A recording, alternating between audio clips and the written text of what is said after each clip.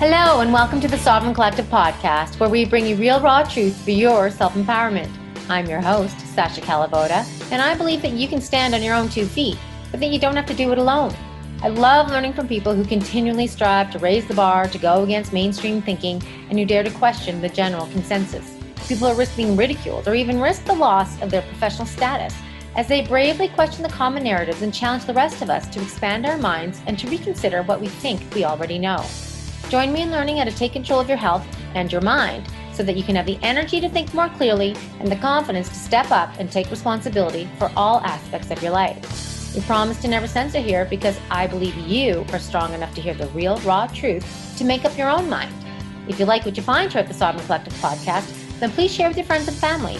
I so appreciate you. Thank you for tuning in. And now, on to the show. In this episode of Sovereign Collective Podcast, I am joined once again by Matt Roeske of Cultivate Elevate. For those who know Matt, you'll know that this is going to be another fun interview. What I love about these interviews is we are encouraged to question everything we think we know. And then something new comes around the corner. And just when I thought, oh yeah, I got it all figured out, which of course I'm never going to have. But just when I think, oh yeah, I got this, then something that I thought was obviously true that I was taught when I was young comes up and I realize, holy crap, of course, there's another thing. So in this interview, we talk about plutonium and uranium and radium and the idea of all these elements of the earth that we were taught were dangerous to us and that we had to avoid. But did they spin the story? Did they use something else to show that, once again, the thing that they are trying to demonize is not actually the thing that's causing the harm? Just another opportunity to question, to dig, to learn, to rethink everything you think you know. Just remember also that I have a coupon code with Matt. So if you want to save 10% on any of his great products, it is Sasha10, SASCHA 10. So you can save 10% on your order from Matt Roeske at cultivateelevate.com. He has great products from tonic herbs like lion's mane and other medicinal mushrooms, pearl powder, and Shilajit. And we talk at the end of this podcast, we talk about Shilajit. And for me, one of my number one things to get into myself every day is a wide variety of mineral sources, Shilajit being one of those sources. So you're going to want to listen to that and learn about that. And if you enjoy this interview, remember to share, subscribe, do all the things, and enjoy the show. Hey everyone, Sasha here for another interview for the Sovereign Collective podcast, and I am once again joined with Matt Roeske of Cultivate Elevate. Last time I got quite a bit of feedback from people who had never heard of Matt and how interesting it was, and some actually listened 2 or 3 times to take notes because it was such new and crazy information. But before we get into that, a couple things that I want to say. First of all, as I've mentioned in the past, my husband and I have started a new Telegram channel called Inner Alchemy Dojo, all about seeking and looking and attaining, if we ever are going to attain, I don't know, but self-mastery. It's all about knowing thyself. And if we're not here to know ourselves, what are we here for? I don't know why we wouldn't want to know who we are and what this realm is and everything about it and what we're here to do. So that's what that is all about. It's on Telegram. There's lots of great content in there. We go live on Wednesdays together. He goes live on Friday and I randomly go live when I want to. And we're going to build that out with more offerings as it grows. So that's number one. Number two, I've never mentioned, I don't think, my Instagram channel, which is a mix of my classes that I do, my podcasting, my personal stuff. So if you ever want to just check me out on Instagram, Sasha K Says, SASCHAK Says. And was there one more thing I want to talk about? That's probably the big thing. Oh, on YouTube, I'm not sure if I'm going to put this on YouTube again. I didn't put the last one on YouTube. This interview, I did put it on BitChute.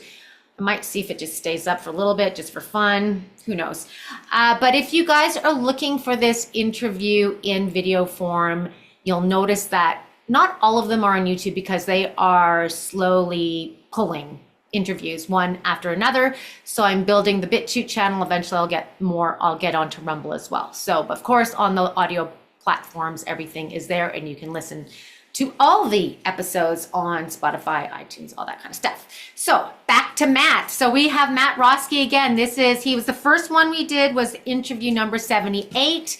episode 78, and we got into interesting stuff around copper and what else did we get into? Copper and mercury and pearl powder, and just questioning a lot of the things that we have just taken for granted as true that we were taught in school or in the literature or everything else, not realizing that there's more to question than we think. Like, I really believe that for a lot of people, they've understood that we need to question everything, but everybody has a different level of that. And I know, for example, that every historical fact, if it's been a mainstream story, I think we just have to question it because it's a bunch of bull, pretty much. But then there's other things like substances and metals and frequencies and all this stuff that we haven't been, I don't know. Now I'm like, oh, I have to question that too. Oh, I have to question that too. So this is what we're going to get in today with Matt, who is the master of rabbit holes, the master of questioning everything. He has his site, cultivateelevate.com.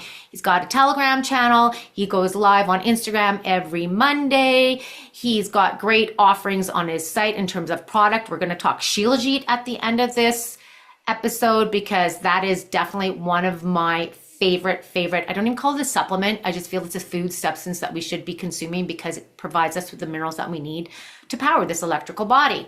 So Matt, thank you for being with me again today. It's super fun to have you on. I had people give me feedback that they had to re-listen and take notes last time. It was just quite, for some people, if they haven't heard of you, it's a mind bender, but a lot of people are just now, we're used to like the crazy. It's almost, it's not even a thing anymore to realize that why wouldn't radium be a healthy heat source? Why wouldn't, the I don't know, everything, historical facts, wars, people, everything. So today, I want to talk about some things like the substances, because you mentioned in the last interview with me, Galen Windsor and the nuclear scare scam.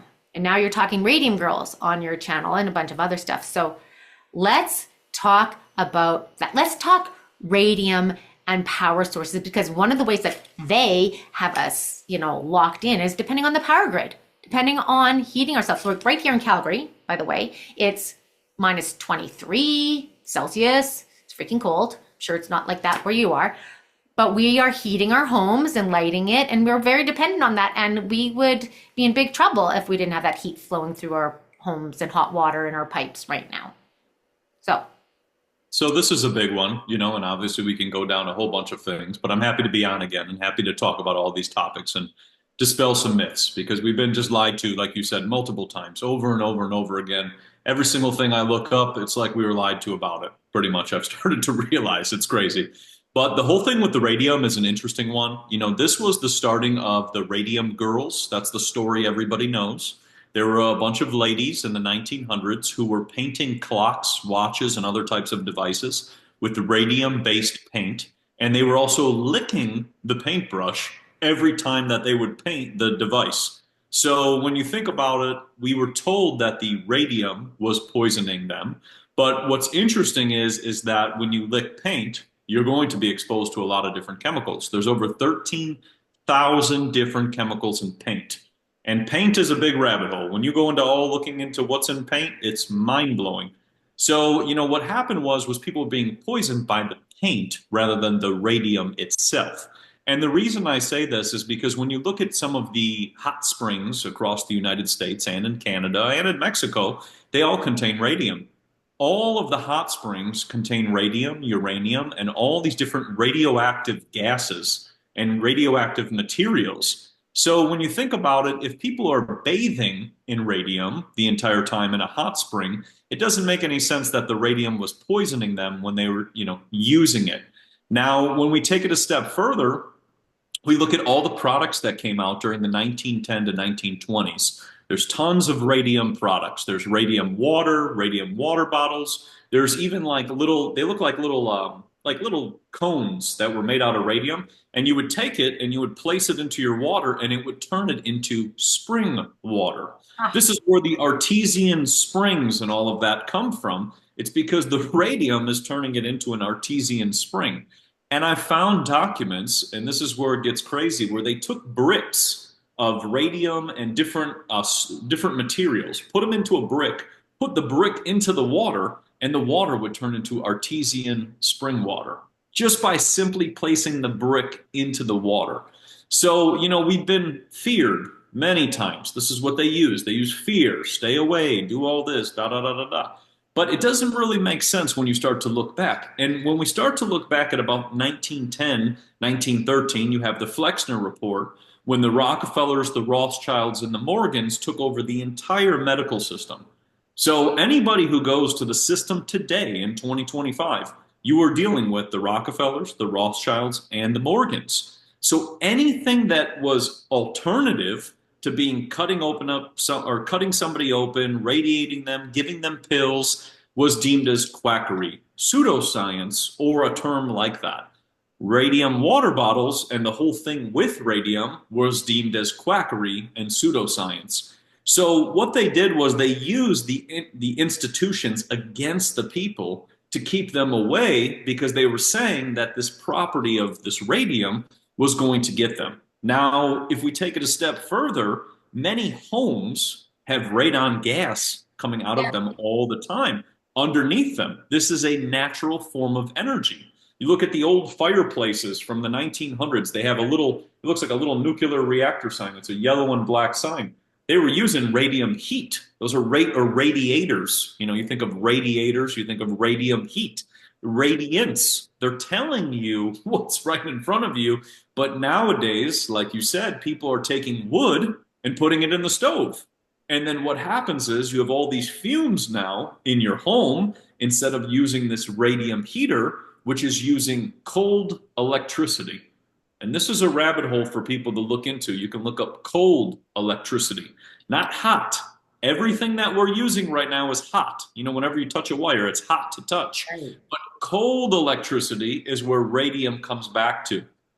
Now, back in the 1600s, 1700s, and 1800s, they used to find these stones that would glow. They had a phosphorus glow, and they could light up different types of devices and all different types of things because they naturally were emitting light the whole time. So this is where the radium connection goes back to.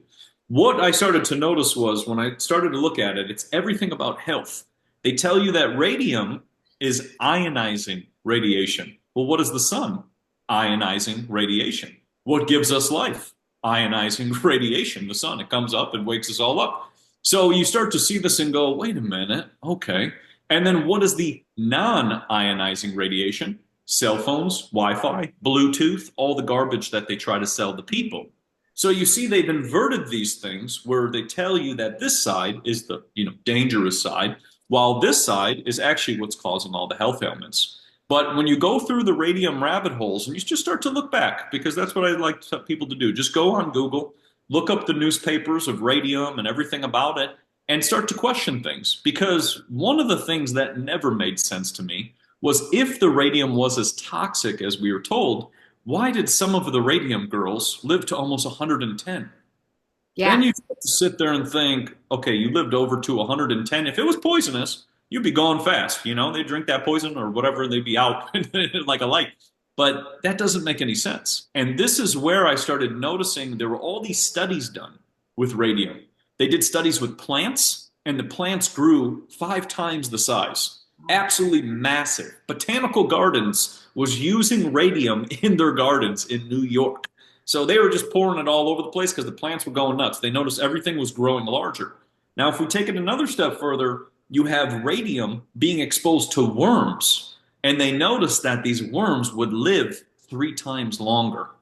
And they wouldn't go through their whole molting phase, which I thought was interesting because then that's kind of, it's fascinating when you think about it, but they live 3 times longer than what they naturally would. So if you think about like the fountain of youth that we've kind of always heard about, and you think of fountains and you think of radium springs, you kind of start to see they're throwing it in our faces the entire time, and we just don't see it because we've been told that one thing is toxic and we should stay away from it. Well, it's interesting. One of our closest springs, we've got the Banff Hot Springs here, not about an hour away, but 3 hours away, we have Radium Hot Springs in Invermere, and it's called Radium Hot Springs. Very popular springs for people to go visit. all the time. So have you looked, so how do you get a hold of radium? So what fascinates me is these little heater things setups that they had just in the middle of the room right there that would just be forever. Like you don't have to do anything to it, right? You just have consistent heat all the time. What happened to all this paraphernalia? Where did it all go? Because when you look into, you're right, there's like jugs and little, like they put it into food and butter and those heaters and everything. Where did it all go? Can you find that stuff anywhere? Have you looked? You can still find some of it, even like uranium glass and depression glass, which is an interesting name. There's still, you can still find those things. You just have to look. A lot of antique stores carry these things. If you want to look into radium, the actual material, you can look into the carnotite stone. It actually comes out of Colorado. That's actually where it comes from. And it was interesting because America is the largest producer of this ore.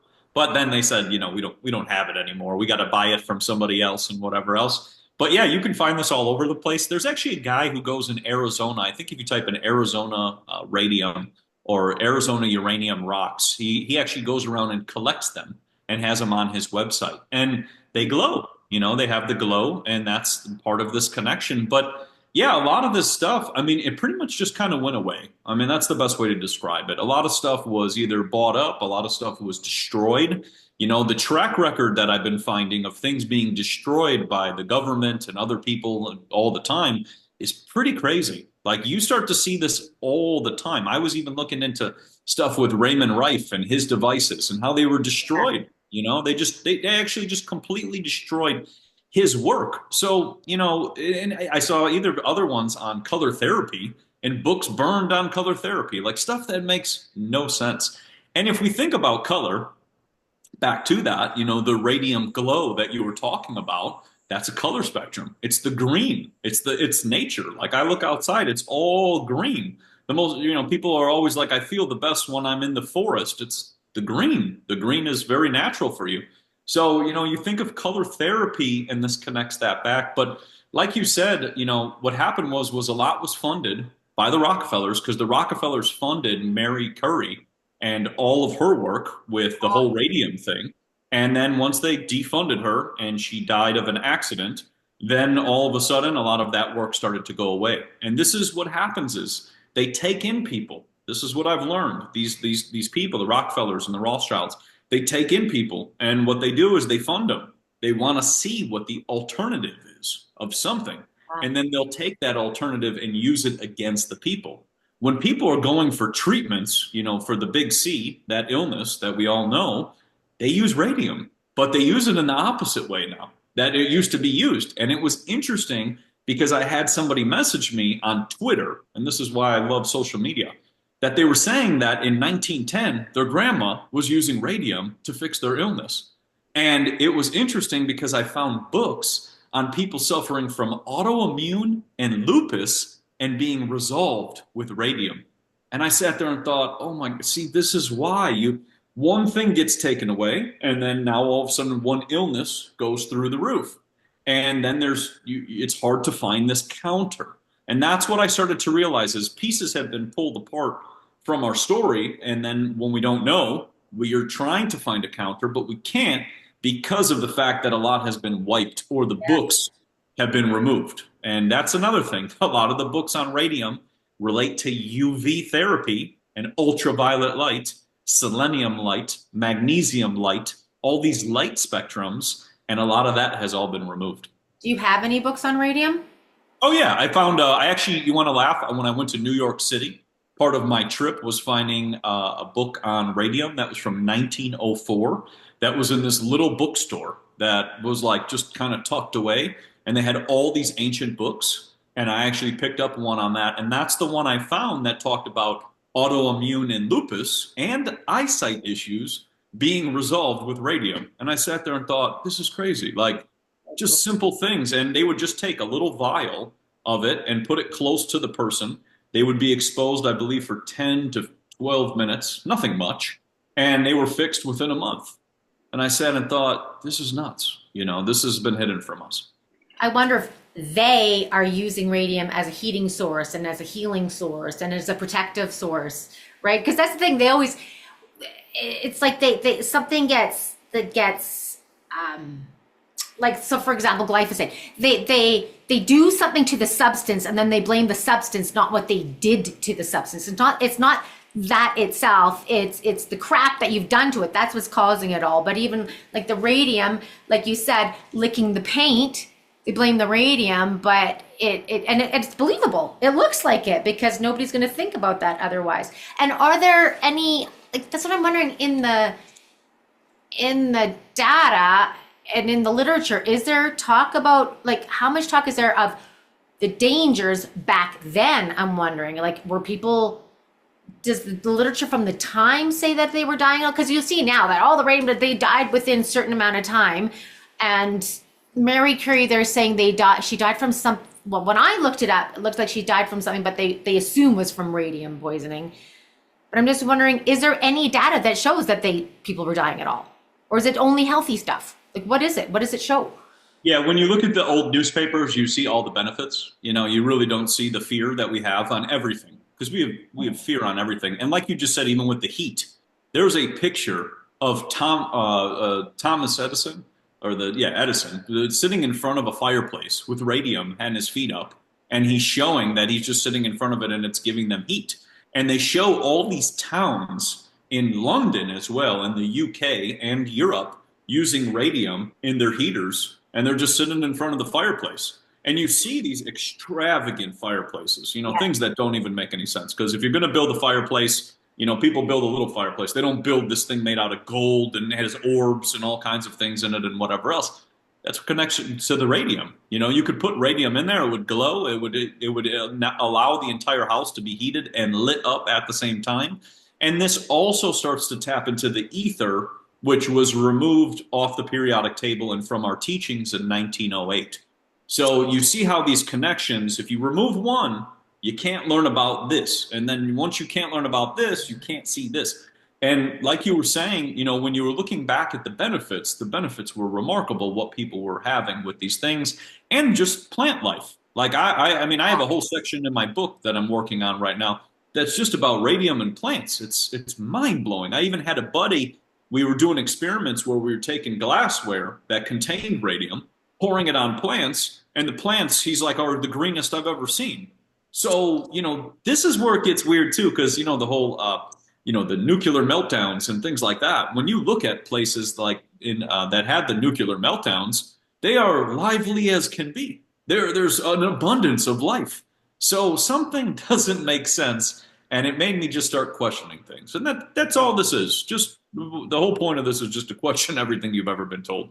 Totally. And it's fun. And it just, it almost, now is certain things become commonplace. But I remember when I first heard a truth that I never considered before, it's like, holy shit. It's just like, it just blows my mind. And now it's just so normal, but it's pretty fun going through that.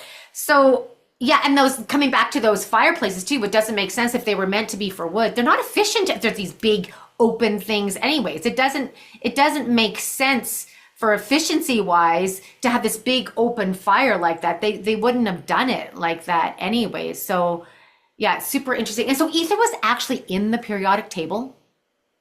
So, which ether, yes, ether Yeah. used to be named as Newtonium. That's actually what it was. So with the periodic table, they won't allow anything under 1, which is interesting. They just won't allow that. That's basically what it was. There was a fellow named Dmitri. He was a Russian scientist in 1908 in the 1900s, and he discovered Newtonium, and he discovered all these other noble gases, which are considered the ether. And when he published all of his work, they actually took it off the periodic table and never showed it. And it's interesting because when you look up who created the periodic table, you find Dimitri's name. So you find Dimitri's name, but you don't find all of Dimitri's work. And so what I did was I started looking for books before the 1920s, and I found tons and tons of books on the ether being in the book, and them talking about the ether in every single book.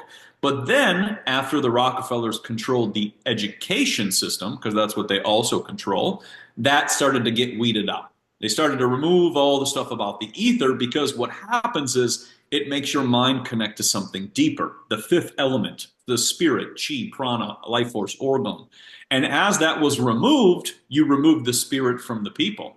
Because now it's all woo-woo. You know, everybody, when they talk about this topic, they're like, oh, the ether, it was debunked. It was debunked by bankers and oil tycoons because they own the education system since 1885.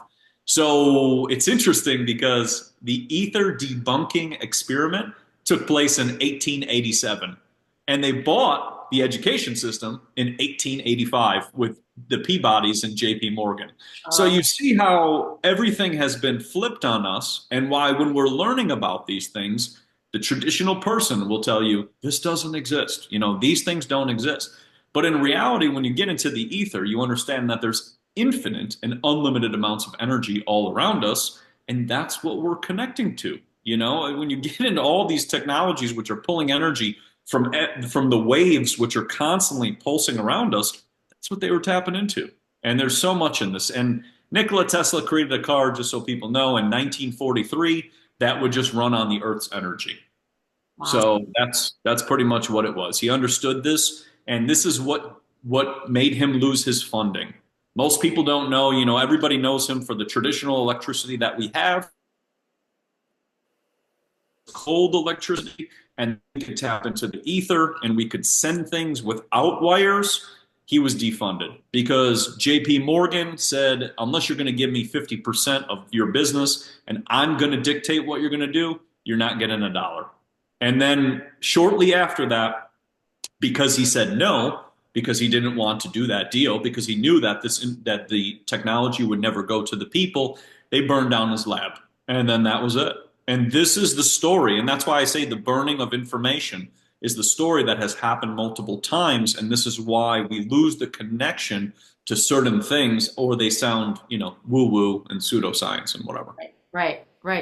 And now that makes a connection also to the World's Fair, tapping into that. The World's Fair is tapping into the ether. But before we get into that, I do want to talk about that, because that's another area that blows my mind. And when I wonder where.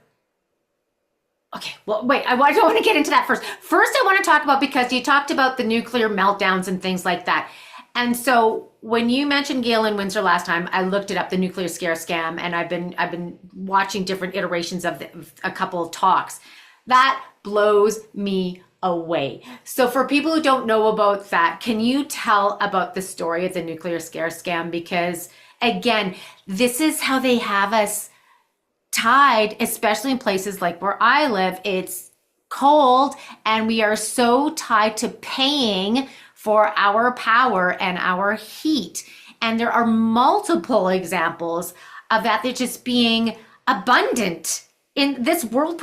Nature provides in all ways, not just food, right? Not just air and water and oxygen, but power and energy. So Galen Windsor, nuclear scare scam, what's that all about? So this is a big one, you know, because in World War II, they say that bombs were dropped on Japan. And they said that they were nuclear bombs. Well, nuclear bombs don't exist. That's number one. Number two, Japan was firebombed. That's what they do. It's called carpet bombing, and they firebomb a country until it's completely gone. They did that with Dresden in Germany as well. All the beautiful old world buildings that you just mentioned with the world fairs and things like that, those were all blown to bits. So that's basically what has happened. There's no nuclear bombs. The whole nuclear thing is just a hoax. And you can just look up books on nuclear hoaxes, and there's so many. It's crazy, actually, because people were really mad after everything that happened with World War II and being lied to. So they started to investigate what was happening with this whole nuclear situation. Now, Galen Windsor is a very important fellow to look into, because he was talking about plutonium, which connects to this whole nuclear situation. And he was saying that if people really understood plutonium, they would understand they don't have to pay for any energy. And that's a threat to the system, because like you said, if you're paying for heat and electricity and all of these things, well, if you could use it yourself, or you could get it a small amount of plutonium, you'd be set. You don't need to pay for energy ever again. And so it was interesting, because he showed how this was not harmful like we were told. He actually used to swim in plutonium. He would drink plutonium. He would rub plutonium all over his body, and he was healthy as an ox. And he showed all of this. And he would be just swimming in pools of plutonium, you know? So he's like, they're telling you lies because they're trying to keep you in fear so that you don't understand how the system works.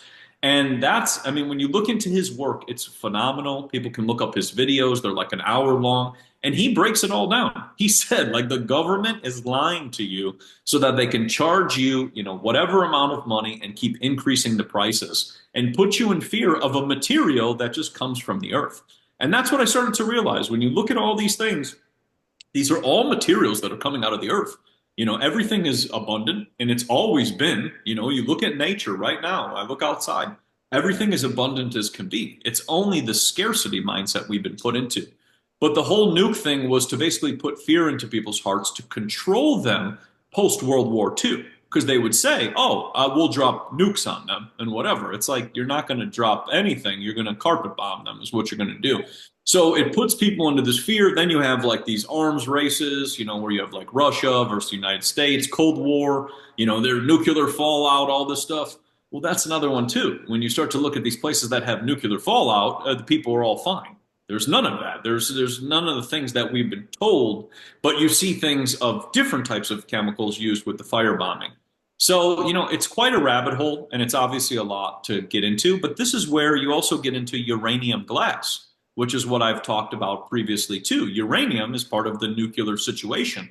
And during the 1929 Great Depression, they had something called depression glass, and it was made from uranium. And people would drink out of this to increase their energy and vitality.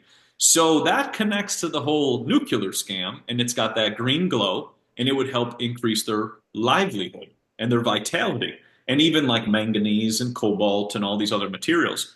So we've been kind of duped. That's the best way to describe it.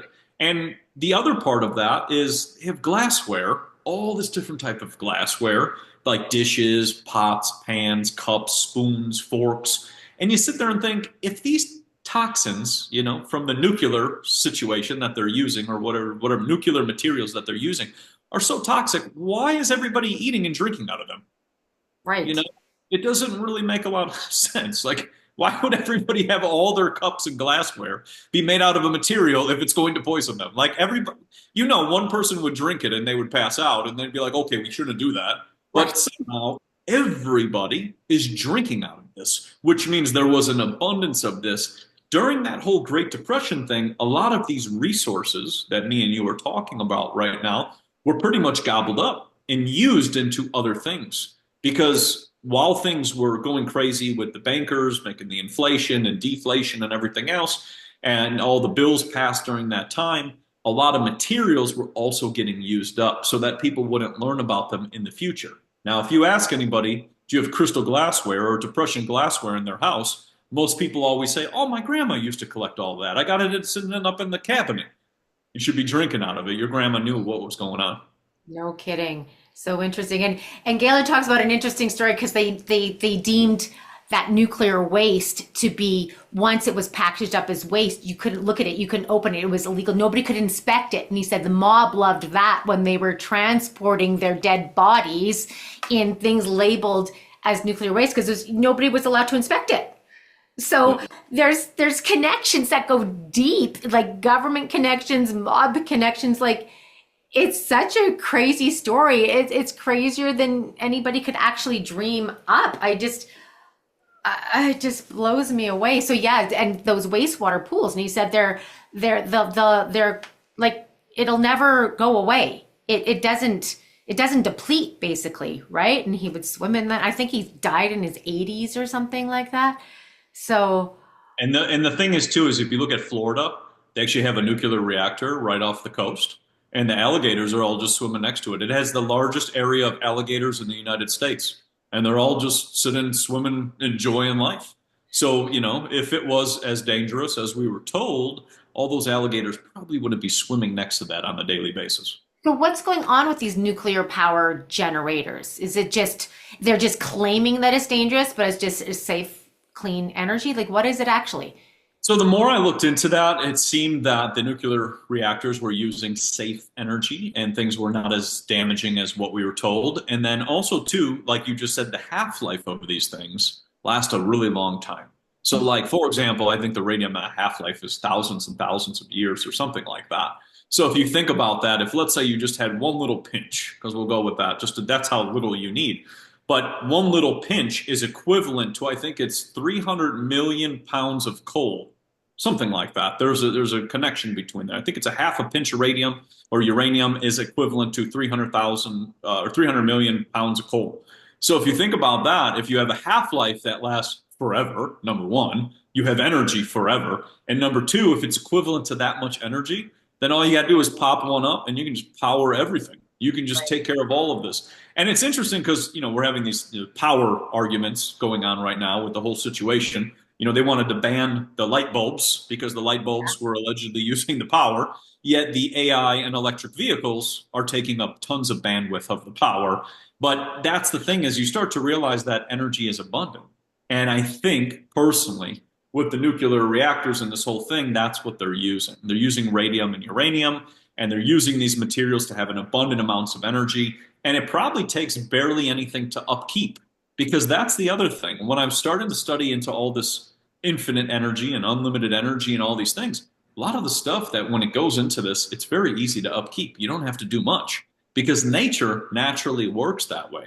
So, when you start to explore this and they're like, oh, we're pulling this one down, you start to see that a lot of these nuclear plants also had cold fusion, which is cold electricity. So we're right back to what we were talking about with Nikola Tesla. We were talking about, cold electricity and cold electricity engines and things like that. That connects back to the nuclear situation. So crazy. So crazy. Okay. World's fairs.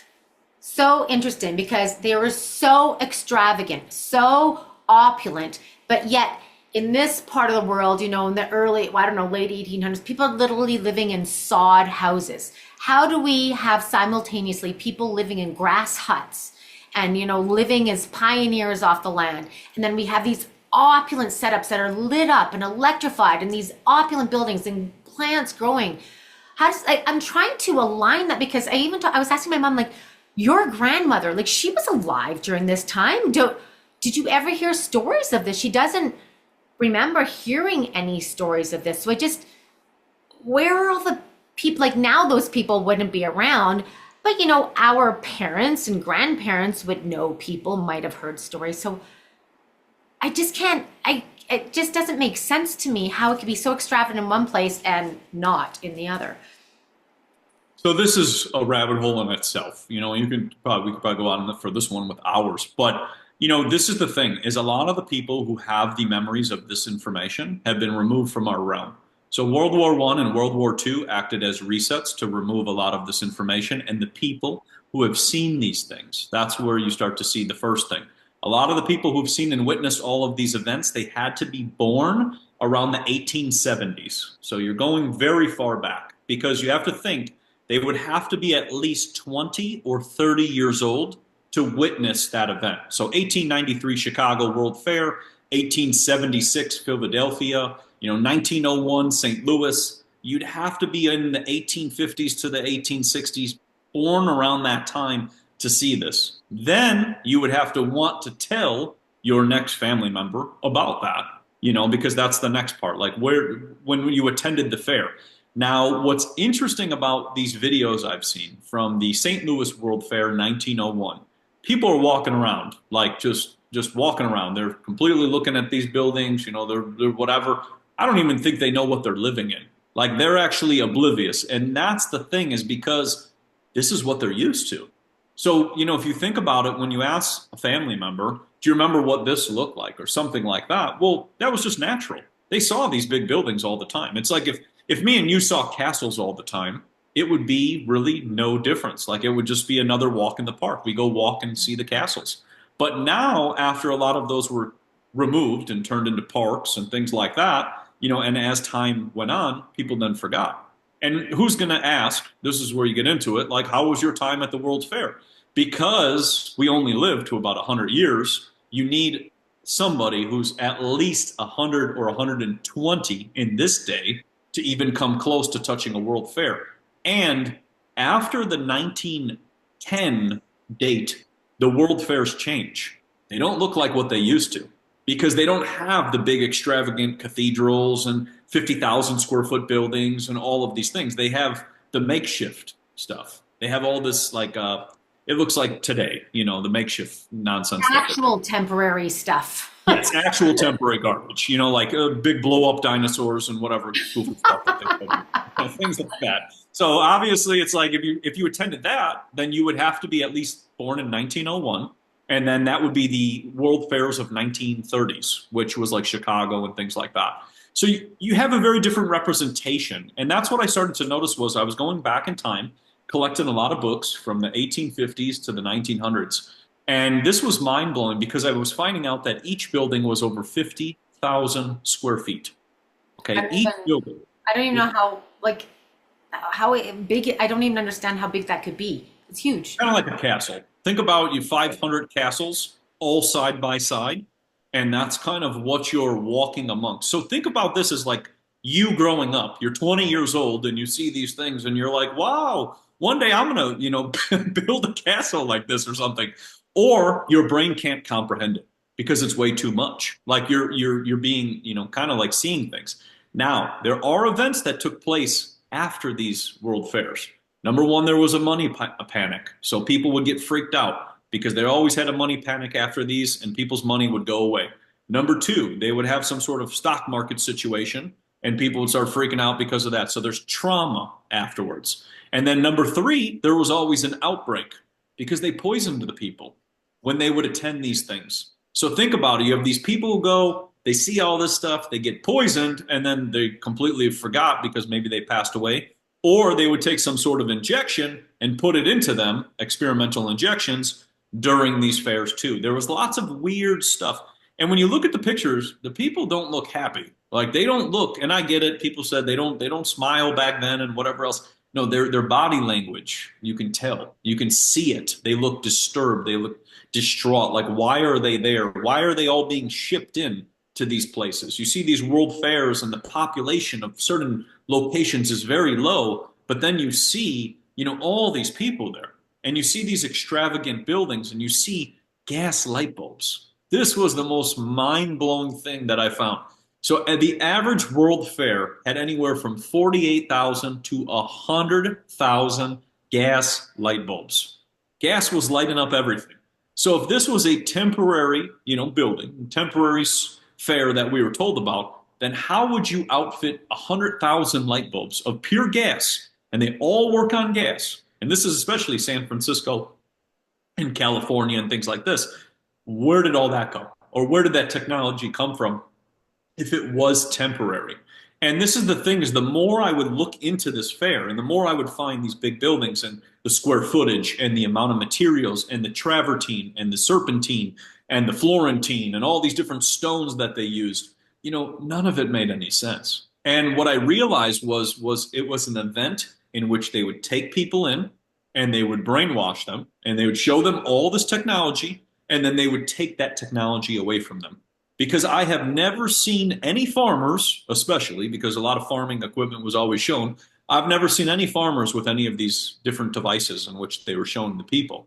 They had engines, which are mind-blowing, that were 10,000 feet tall. I mean, just engines that were on display, 10,000 feet tall. You're sitting there thinking, going, well, what is this for? This seems like some megalithic giant, engine. What are you doing? You're building all of these? You're just throwing them up. And that's the thing, is the more I would go through these fairs, nothing seemed to add up. And it was almost like all the technology is on display. People come see it. Then they go through trauma. They'd forget it and they'd go about their day. And like you said, the buildings don't match up. You have people living in little huts, like makeshift huts, cute little huts, and trying to live, in the 1800s and whatever, and horse and wagon, Oregon Trail nonsense. And then you got extravagant buildings, which look like things out of Europe. And this is the funny part, is they say that the buildings in America were, and Canada, because they're still up by you too as well, those were temporary, but the buildings in Europe were permanent. So you get there and go, okay, sure. And then the Capitol buildings, which I know up north as well too, the Capitol buildings are still the remainders of these events, because all the Capitol buildings that you walk into in any city that you go to, it's all made out of stone. It's all complete stone. Those are the same buildings that they use. So these Muppets, because that's what I like to call them, these Muppets hijacked all of these buildings, took over these different parts of land, and then put their name on it and said it was founded. You see Harvard founded in 1902. You see Yale founded in 1903. All these different dates, and it's like, yeah, you took it over. You hijacked the building, took it over, and said it was yours so that you can make up some fantasy story so you could teach the people. And during the World Fairs, you had the introduction of Coca-Cola, you had the introduction of Hershey's chocolate, and you had the introductory of all this garbage junk food. And so this is another part that never made sense because you're teaching people how to eat. If people came over on boats, like we were told, and they're sailing across the ocean blue, wouldn't they know how to eat? Wouldn't they know how to farm? Wouldn't they know how to do things? Like, it doesn't make sense. And then you start to go into this whole thing with the orphan trains and the orphan incubators and the baby incubators and all this really weird stuff. Weird. And you have to wonder where all the parents are. Number one, that's a question to ask. Number two, there were lots of experimental injections put into the people from the 1700s to 1800s, which probably removed a lot of the parents from that. And number three, you get into technology of potential of babies being grown. And so once again, like you said, if someone doesn't have a memory, if you think of people as clones, and you get into this whole rabbit hole of this and NPCs and clones, well, then there's people who've been put into this realm and they're here and they're existing and they wouldn't really have history. Because even when I look at the heritage of many people and I go through family lineage and I say, well, who's your family from and whatever, they usually say, oh, really, my dad's dad was gone. It was just my dad's mom. You always see a missing parent or no parents. And then you sit there and think, so what, they just send them across the ocean on a ship? There's something strange going on, and it's a rabbit hole. How many World's Fairs were there, and what is the earliest date of the first one? Ooh, so there's about 46 or 50 World's Fairs, I believe. Now, they took place all over the place. There are ones that are not really documented. Like you go down to Australia and New Zealand, they'll call it a different name. You go to South America, they'll call it a different name. They'll call it just like an exhibition. That's kind of what it was. They won't really give it the recognition of a World's Fair. But you go back to about the starting of these begin about 1850s-ish. First one being in London, and then the other one being in New York City. And this is with the Crystal Palace, which the Crystal Palace is a building which was 1 million square feet. No. Yeah, 1 million. Yeah. They burned it down because they said that there was a fire. This is the typical story. There's always a fire and there's always a flood and whatever. Right. But the building was made out of pure glass and pure iron.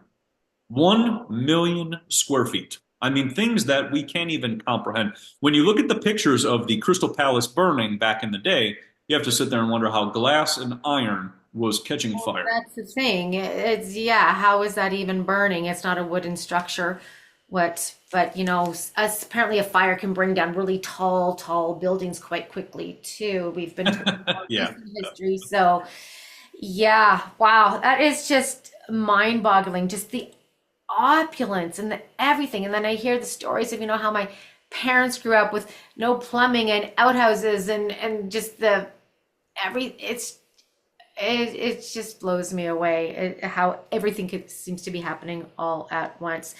And then there's other stories about the Hindenburg, and there's stories about, there's all the flying. We won't even get into that now because we don't even have time with like airships, but that the idea of air travel and these opulent airships, like how big they were, just, it blows me away.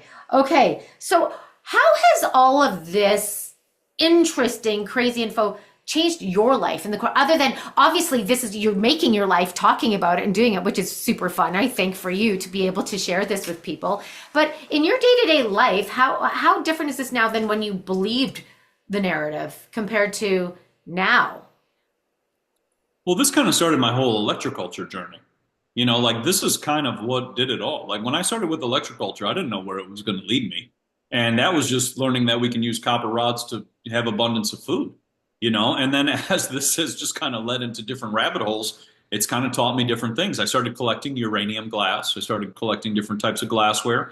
I started drinking out of cobalt glass. I started collecting all this different stuff and tasting it and seeing how I feel. It's really just kind of changed my mind on every single thing. And it really made me start to question everything. I think that's one of the most important parts from this, because a lot of this can be overwhelming.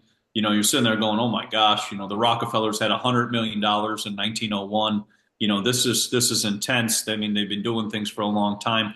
But it's really kind of just changed my outlook on how I look at everything. It really helps me question everything, and it really helps me explore. I feel like this is really interesting. I feel like what I'm learning is very fascinating and fun because it still can be implemented. The stuff hasn't really gone away. It's just kind of, we don't talk about it anymore, but it is starting to come back. I mean, there was a building in Krakow, Poland that just turned on the other day, and the antennas on top started showing the charge. So I think what's happening personally is What do you mean, as like an older building? Like you mean one of the older structures? Which one? Like one of the older cathedrals. So it's oh, glowing on the oh, top, and there's a purple color spectrum, like almost like waves coming off of the top of the antenna. And this just happened, I think, about a month or two ago in Krakow. So when you start to sit there and think about that, that means consciousness is rising. Because when things start turning back on, it means everybody's starting to learn about these things. And that's what I think when we start to get into these topics and why we should even learn about them, because people are like, what's it going to do for me?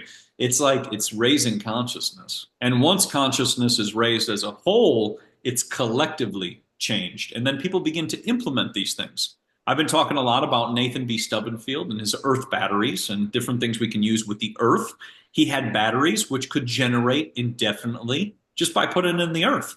I mean, think about this. When people use batteries, they have them above earth. It makes no sense. You put it in the earth and it lasts forever. And he said that everything could charge forever just by putting it into the earth. So how has this changed my life? It's really helped me explore many different topics. It's helped me kind of have a different visual of what our realm is. And also, it's fun. For me, school, which obviously is owned by Rockefellers and that nonsense, was the most boringest thing ever. Honestly, I used to like fall asleep or just whatever, not even go to class. But this, for me, it just feels like my path. Feels like I'm learning things that I want to learn and then also teach about so that others can dabble into this. Because, like you said, it's also starting to open up the minds. Memories are coming back. Remember, they work against our memory. The memory is what is being used as a weapon. When we forget things, they take advantage of us. And that's how every single pandemic nonsense and outbreak and other nonsense has occurred. People just forgot the past. So my whole mission feels if we remember the past, more things will come forward. And there's new generations of kids growing up who already know this stuff at an early age.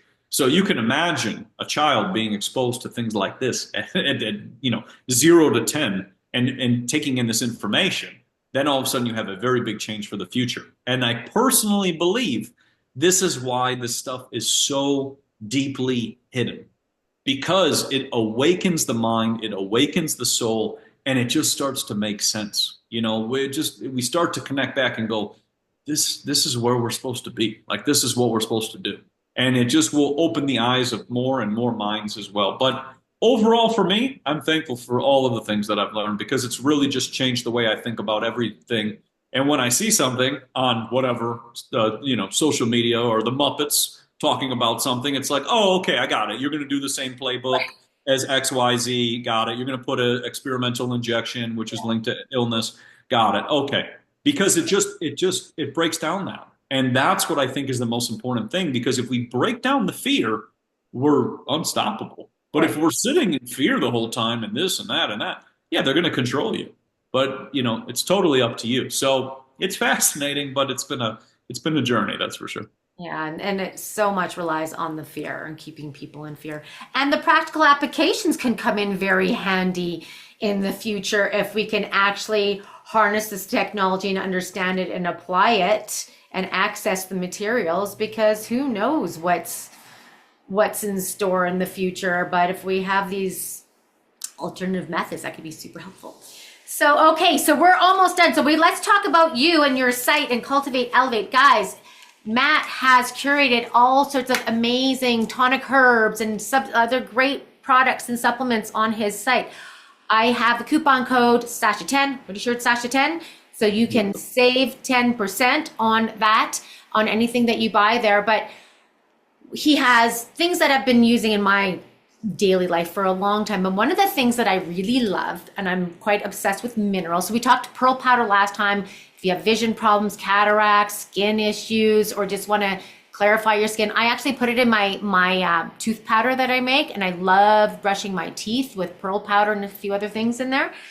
But another thing that I absolutely love and is part of my morning routine most days is Shilajit. Shilajit is one of my favorites because we are minerals, and we've been talking about all these things are minerals, elements from the periodic table, right? Elements from the earth, and we require them as well. So was that where are you getting yours from? And you have I think a pellet form. And tell us, Shilajit, why do people want to know about Shilajit and make that a part of their daily life? So this is a big one because, when you get into our food practices, food has been just over-farmed, over-processed, zapped, microwaved, pasteurized, which is a complete rabbit hole if people want to look into that one. But, it's been pretty much tainted. The food system has been tainted. You got fake lights and all kinds of stuff things are growing under. You got things without soil, which make no sense as well, too, because that's another one. But you've basically changed the food supply. And as you've changed the food supply, you start missing minerals. You start missing trace minerals, which I've started to realize the trace minerals are pretty much the ones we were missing the entire time, which are causing a plethora of health effects in our body. So Shilajit, what it does is it comes in, it brings 84 of 102 minerals into the body, and it begins to heal. It's really cool because I would say it's nature's multivitamin. It's just providing all the beautiful minerals that we need. And all it is compressed soil that's compressed for a long period of time. And all those beautiful trace minerals are in there. You got mountains squeezing it. You got the earth compression squeezing it. And then you have this beautiful, just, nature substance to start healing. And so what you're doing is you're bringing in all these different trace minerals. It's also high in magnesium. It's high in potassium. There's a little bit of iodine in there, all these other different trace minerals, which we're missing. And the whole reason that we source from the Altai region in Siberia is because we want to have the purest form. A lot of these times when you're looking into things with Shilajit, if it's in a jar, it's been pasteurized. Like it's a rabbit hole. People can look into the patents and things. They're pasteurizing it? Yeah. So that's how they keep it so that it stays. And this is why people say like, oh, I bought this and it turned into a block. It's been zapped. It stays in these things and they do all kinds of really weird stuff to it. So what we do is we cold press it. We don't do anything to it. It's just like when you cold press olive oil and do things with cold pressing. And then we do a triple distill. It only goes through distilled water, triple distilled, so that it's nice and clean, nice and pure. And then we know our farmer. Talk to my farmer every single week. I know everything about him, where he comes from, all the other stuff. And we make sure that our source is very pure. We do a heavy metal test to make sure that there's not excessive heavy metals, test for bacteria and everything else. But that's the other biggest thing. You want to make sure that if you're going to put something into your body, number one, you want it from a food source. That's what we're always talking about. You don't want anything synthetic. And you want to make sure that the processing is actually pure, because this is a rabbit hole in itself of how much processing and things get added, to the final product. So it's pure Shilajit.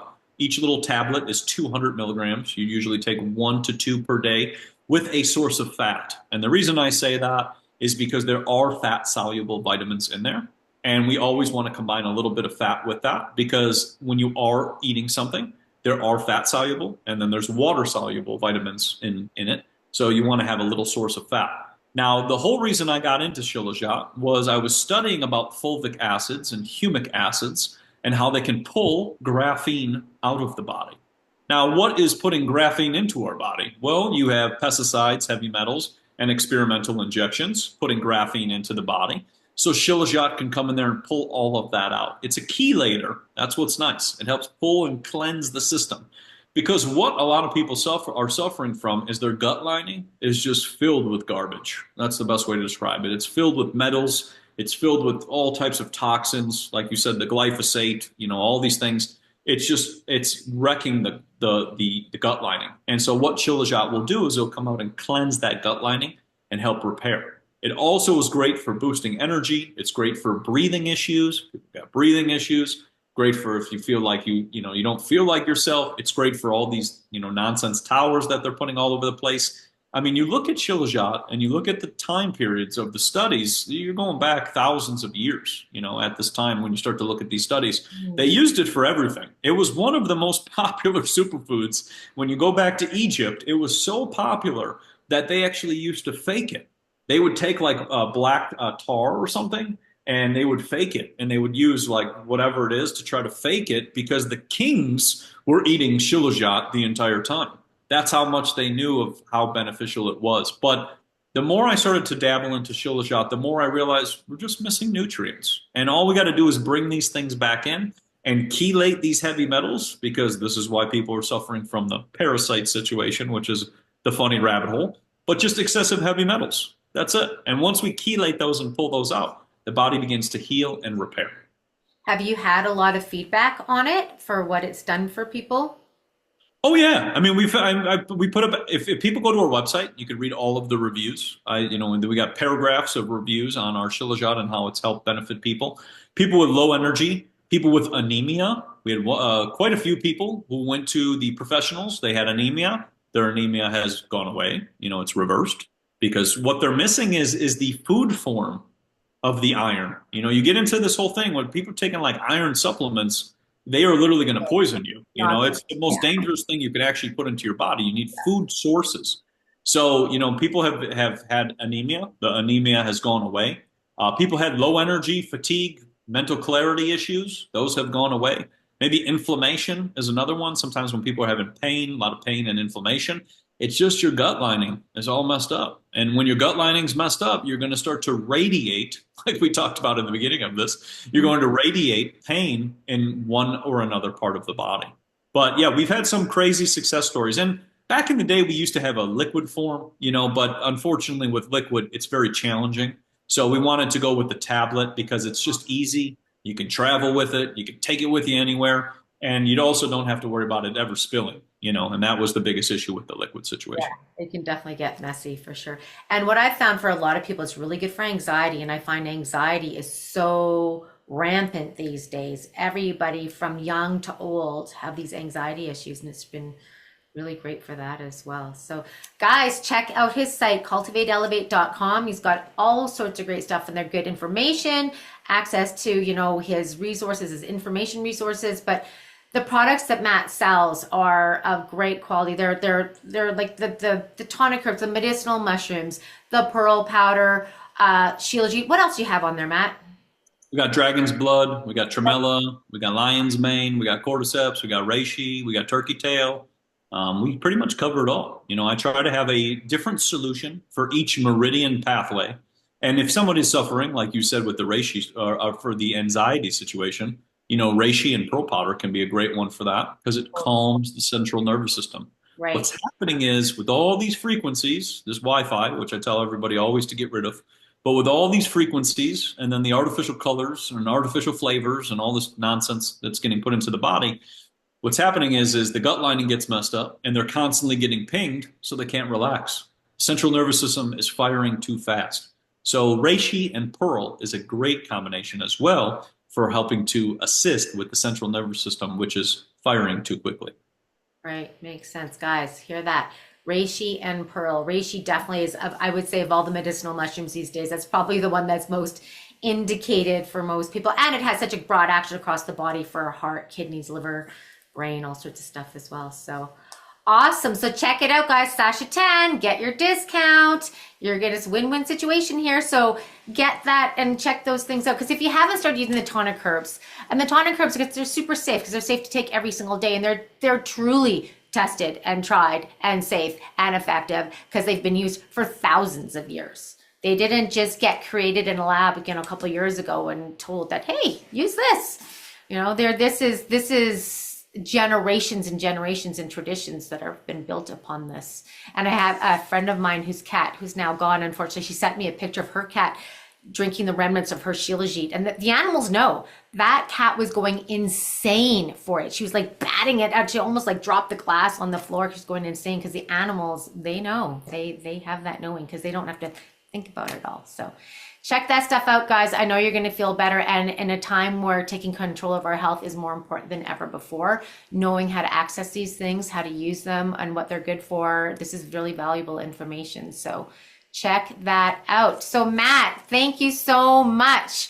I think we've come to the end. There's I have a whole list of things, but I knew these are all big, huge things, but they're all, I think the one underlying truth is that this is the golden thread of truth that, everything that we've been told, just turn it upside down, and you're gonna be led down the right path. So thank you for joining me. It's super fun. I know people are going to enjoy this, especially people that haven't seen you, because it's just, I don't know, when it comes to that nuclear stuff and all the elements, it just kind of blows me away to think that it's safe and useful all along.